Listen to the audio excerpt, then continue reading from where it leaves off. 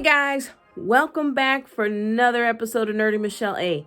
Today, typically, I would be talking about something with technology like the iPhone 12 mini being discontinued, but not today. I live in Texas. We've had a winter storm. Crazy. Today, it's 9 degrees.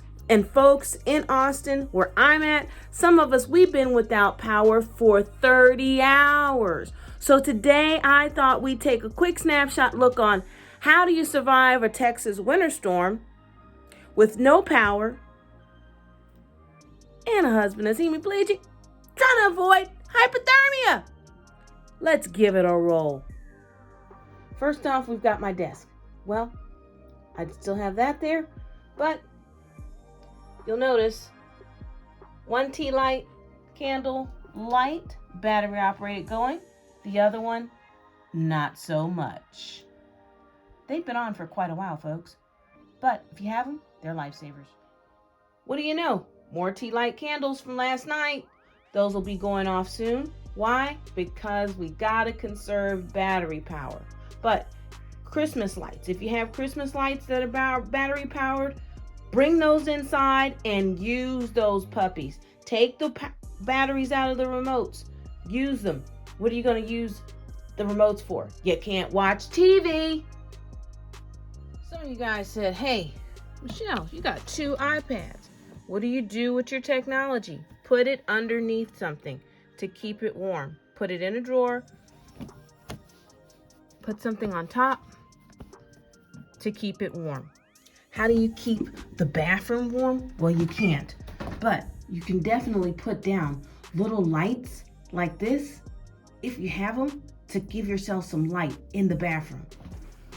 Make sure your faucets have a nice slow drip on them. Actually, a nice slow run like this, because at this stage of the game, with temperatures running at like 20 and like 9 degrees, you're gonna need this, especially if your house is up high.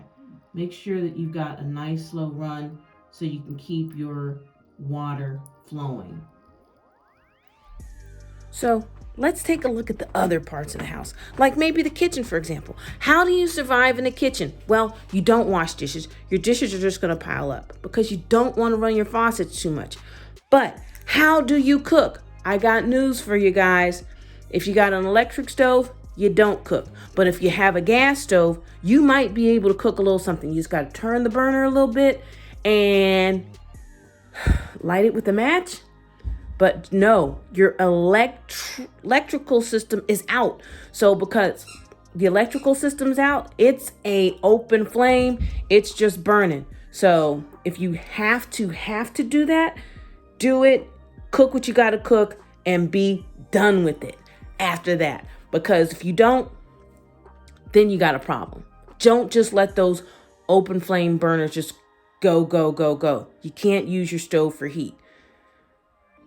It's not wise. So what do you do to get some heat?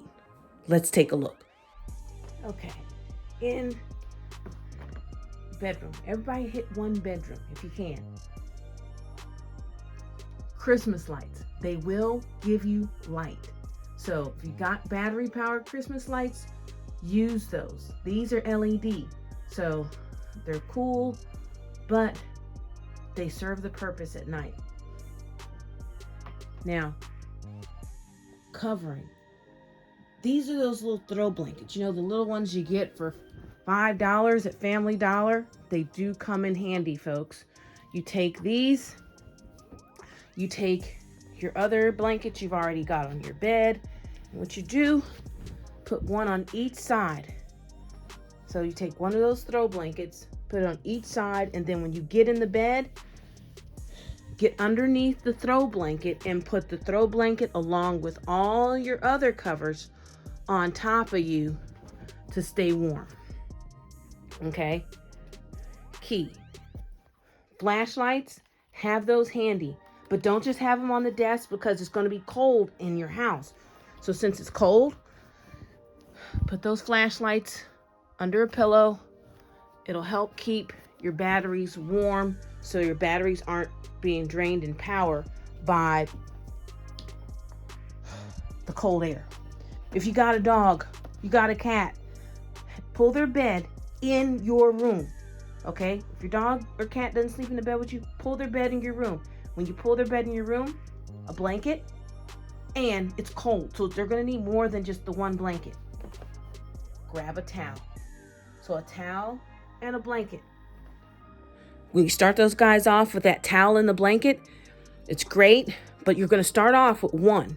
So use either the towel or the blanket, and then after you finish using the towel or the blanket, in the middle of the night, grab the other one and put it on top of that one, because all chances are your cat, your dog is going to curl out of whatever you started them out in. So be sure to have a second something on hand you can put on top of them. And it doesn't hurt. That way they've got something warm underneath them, but at the same time, you can put something warm on top of them. Now, what do you do if you're lucky enough to have one of these guys? It's an old-fashioned gas heater. Does not require any electricity. So, because it doesn't require any electricity, folks, that means you got some heat, but you're not going to be able to have heat for a whole house. So whatever room you've got that thing in, close the doors. Close the doors. I'm lucky enough, the room this is in is adjacent to the room that's the bedroom. So that way I can just close the door to the bedroom, close one other door, and boom, I've got like a suite, and I can be able to have some type of heat. Is it ideal heat? It's not 70, 65 degrees because of how cold it is, but it's some heat. So I'm not totally freezing with my natural self. But if I was like my husband, it's not going to feel like it's enough.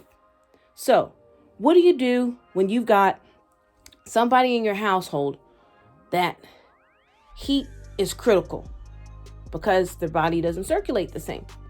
What do you do besides just regular layers? Let's take a look.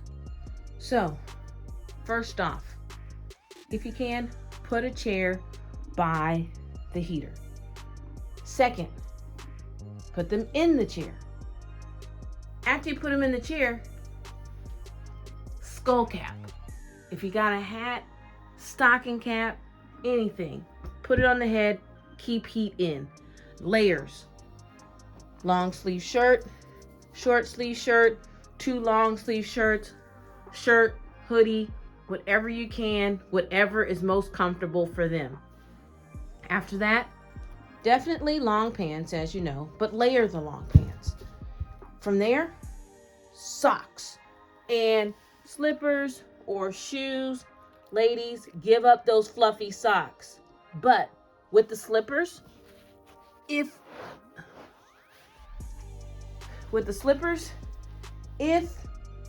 you've got slippers with a rubber sole, awesome. If your slippers don't have a rubber sole, that's okay.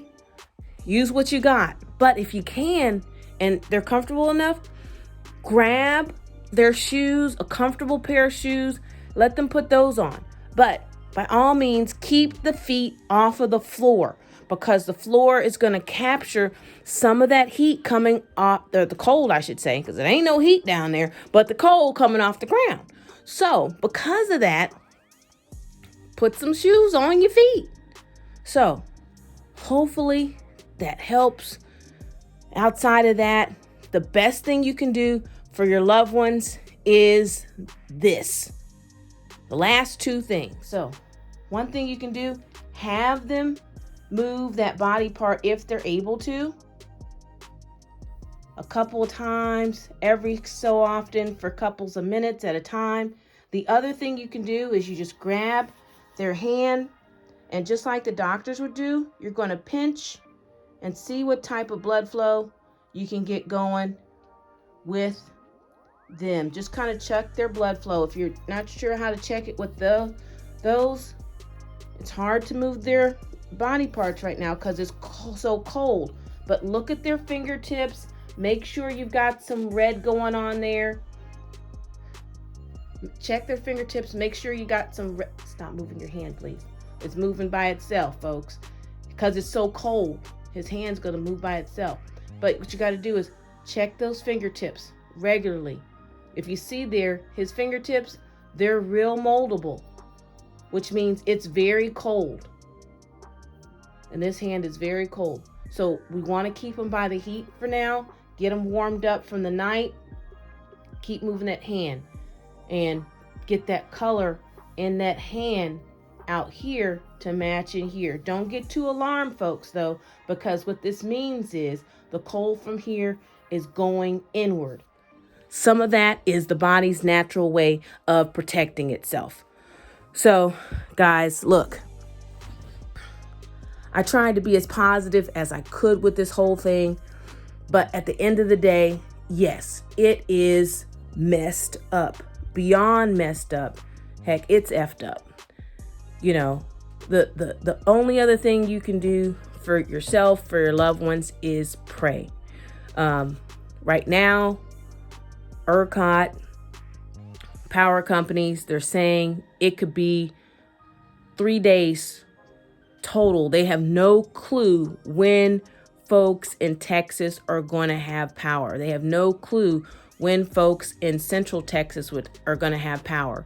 So for us, this is like what Hurricane Katrina would have been for folks in Louisiana and those Gulf places back then. We have no power. There are warming stations, I hear, but the roads will not really allow for travel. So if you can't safely get to a warming station, the unfortunate thing to tell you is the best thing you can do is stay home. You have to think about the safety of you and your loved ones first and what's safest, you know. And if you can bundle up and just bundle up and pray, just know that hope and something better is going to come in the end. It's going to come, but it's going to take some time. Our best case perfect world scenario would have been for the powers that be to have better planned for this particular winter storm and been able to really help us prepare ourselves for this winter storm. But unfortunately, for whatever reason, they didn't or were not able to. So I'm going to give them half ounce of credit and say they weren't able to, but nobody was prepared for this. And there is no excuse for that. There's no excuse for that. As high tech and upper class we consider ourselves to be and top notch here in the US, there's no reason why folks are not having the heat that they need or having access to heat, such that they're not freezing. Some folks are freezing, and this is a survival fight, folks. So it's not a fight where you fight and you come to arms. That's not what this is. But this is merely keeping yourself warm. The fight to keep yourself warm. The fight to keep yourself warm means taking everything that you have accessible to you, and using that to keep yourself and your loved ones warm. Don't take from others. Use what you have for you. Keep yourself warm. Keep yourself safe. Eat what you can. It's going to be a lot of cold food for right now if you don't have the ability to use a stove, but we just have to say, okay, we're living in 1920, 1930 something right now. And try to get through it. If you can use your barbecue pit outside, you got some charcoal, heck, use that, and the family can warm up for a quick second outside by the fire. Of course, use the snow and whatever else to put that puppy out when you're done, but be creative and stay safe. And to the leaders here in Texas, I thank the judges that have contacted ERCOT and spoken on our behalf to say, hey, when is this power going to be restored for the citizens of Texas, I thank you for that. For the other lawmakers and our governors that have spoken to them, I thank you for the conversations that you have had. But I do need for you guys, we, the citizens of this great state, the Lone Star State, we do need you to work harder to restore the power. Just like no power should have been lost by any of our nursing homes and assisted living facilities, and some of them have. No power should be lost to those people that have medical necessities that require them to have some type of heat. If power had to be lost to homes like mine, then it should have been rolled. Our power hasn't been rolled. We've been without power since 2 a.m. February the 15th, 2:04 February the 15th. We've been without power, as have at least 3,774 persons in my immediate area, and an additional 400,000 plus households in the city of Austin. I know 500,000 in somewhere in Central Texas or the state have been restored, and I'm grateful for that. I'm thankful for that. But for the remaining 400 some odd plus people that have been without power for over 24 hours. In my instance, for 30 hours, we have not had one power roll. Not one. And that's not acceptable. The city of Austin knew that a lot of households in my zip code area have elderly people. Some of those elderly people don't have family members that could get to them. So some of those elderly people are in their homes right now, hopefully trying to stay as warm as they can. Hopefully their neighbors are able and willing to check on them when their family members can't get to them.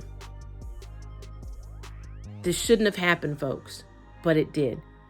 And let's just lean on God and thank Him now for looking out for us the way He has and trusting Him to see us through the rest of this. To my friends, to my family, you guys stay safe, stay warm, and we will get through this together and be together on the other side of this winter storm to celebrate. I thank you guys for tuning in. I know this isn't what folks expected from Nerdy Michelle A today, but technology's on hold for today. I promise you though, I got a good episode coming up for you by the weekend, so long as I have power. Until then, peace.